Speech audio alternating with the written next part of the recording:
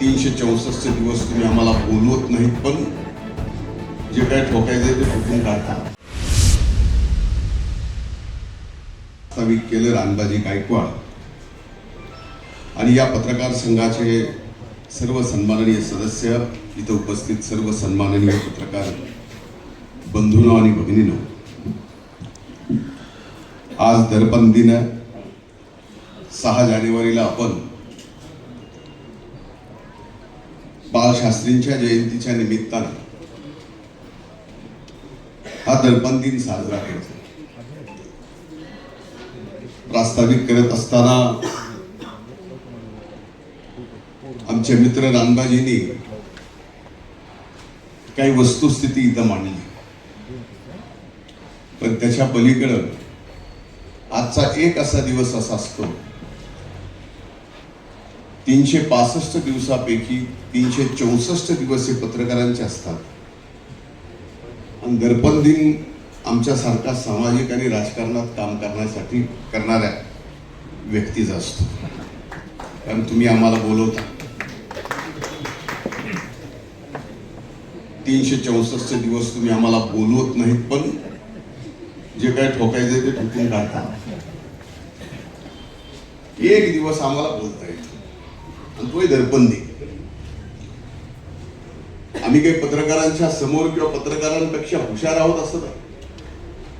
माझा म्हणण्याचा उद्देश एवढाच आहे की 364 दिवस तुम्ही आम्हाला आरसा दाखवता आणि 6 तारखेला बाळशास्त्रीच्या जयंतीच्या निमित्तानं दर्पण दिनाच्या दिवशी आम्ही तुम्हाला आरसा दाखवतो. याच्या पलीकडे दुसरं काही मला म्हणायचं नाही.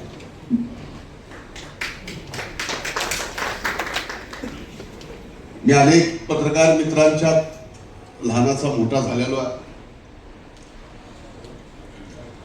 दिल्लीपासून मुंबईपासून अनेक पत्रकार मित्रांच्या सोबत मी राहिलेलो आहे. एक काळ पत्रकारांचा फार वेगळा होता. आता पत्रकारांचा त्या बाबतीतला आता एक घरागणीस एक पत्रकार आहे. आता घरागणीस म्हणण्यापेक्षा मोबाईल हाय त्याच्या गणीस एक पत्रकार, म्हणजे ज्याच्याकडे मोबाईल आहे तो व्यक्त होतो. म्हणजे व्यक्त होण्याची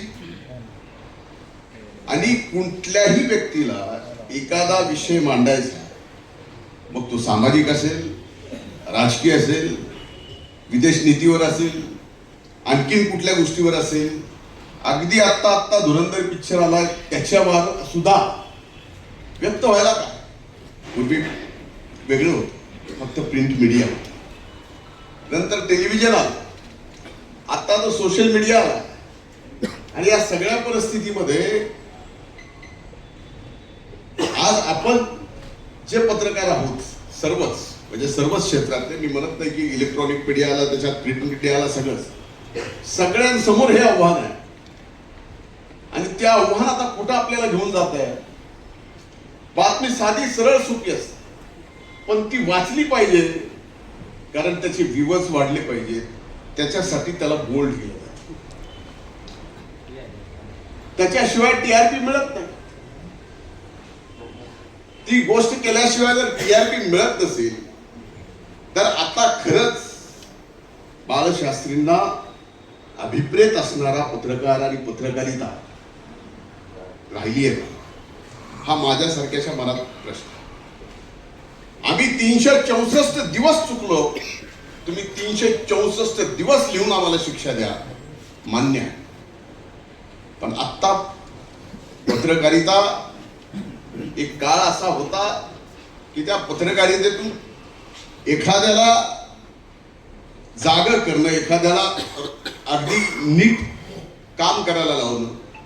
पण आता फक्त पत्रकारिता, एखादा विषय सापडला त्या विषयात तसं पाहिलं तर काहीच नसतं, पण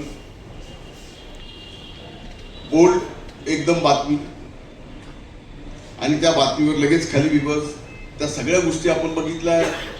म्हणजे फार चांगलं उदाहरण दिलं रानबाजींनी की एका बातमीमध्ये 3 विषय 3 मुद्दे घेतले. मग ते मुद्दे बस स्टँडचे असतील, ते मुद्दा मेरू पर्वताचा असेल, असे मुद्दे एकत्र घेणं आणि लिहिणं आता ज्याचा त्याचा भाग आहे की त्याला आता तिन्ही विषय एकातच घ्यायचे असतील तर त्यांनी घेतले. पण मी आपल्याला नक्कीच सांगतो की आपल्या सर्वांच्या समोर फार मोठे आव्हान आहेत. म्हणजे प्रिंट मीडिया असो, इलेक्ट्रॉनिक मीडिया असो. इलेक्ट्रॉनिक मीडियाला तर फार मोठे आव्हान आहेत. मला माहिती आहे इलेक्ट्रॉनिक मीडियाची एकूणच आर्थिक परिस्थिती सगळ्या चॅनलची कशी चाललेली आहे, मराठी चॅनल्सची. त्यामुळं त्यांना काय लागतं, काय पाहिजे असतं, कशा न्यूज, कसा एखाद्याचं मीडिया ट्रायल, हे सगळं भोगले आहे.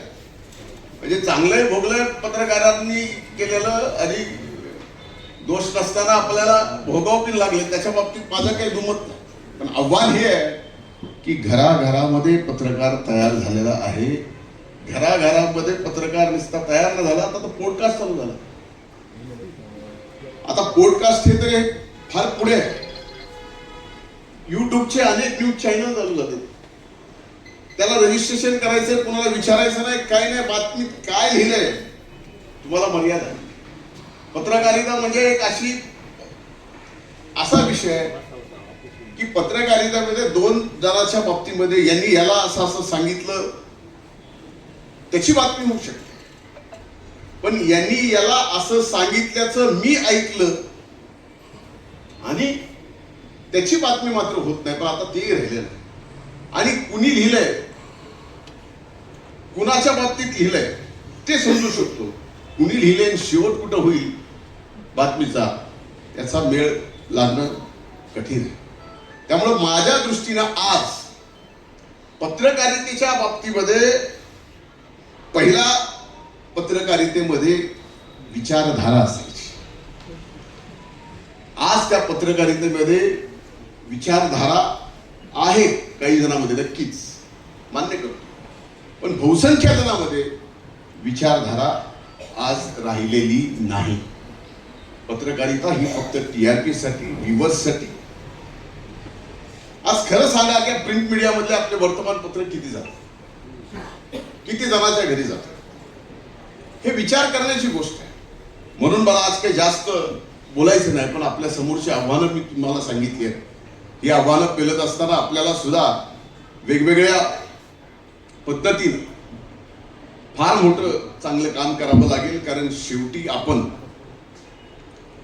या लोकशाहीचा चौथा स्तंभ आहे आणि लोकशाहीच्या चौथ्या स्तंभाचं फार मोठं योगदान जगातल्या सगळ्यात मोठ्या आपल्या या देशाच्या लोकशाहीमध्ये राहिलेलं आहे. आणि भविष्यात सुद्धा ते आपल्या सर्वांच्या वतीनं ते योगदान राहावं हीच मी आपल्या सर्वांच्या समोर विनंती करतो. आज जयंतीच्या निमित्तानं बाळशास्त्रीजींच्या विचारांना नतमस्तक होतो, थांबतो. मला आणखीन काही कार्यक्रम असल्यामुळं आपल्या सर्वांची क्षमा मागून मी इथून जातोय. परवानगी मिळाली, अंदाजी मिळाली असं समजून मी जरा काही कार्यक्रमाला जायचं आहे म्हणून मी क्षमा मागतो. धारूरकर सर सगळे